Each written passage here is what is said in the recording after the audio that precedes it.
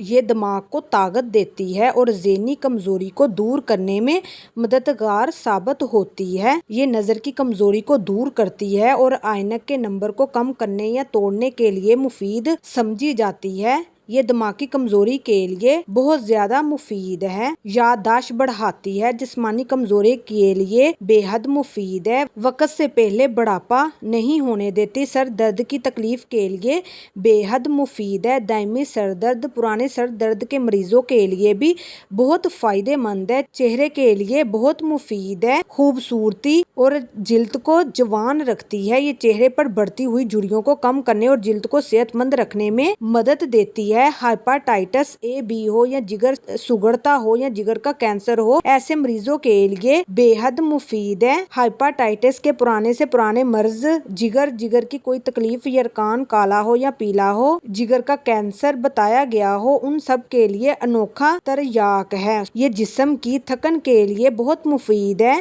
بعد کھانے کے 1 چمچ نیم گرم دودھ کے بڑے گلاس کے ساتھ خوب چبا چبا کر کھائیں۔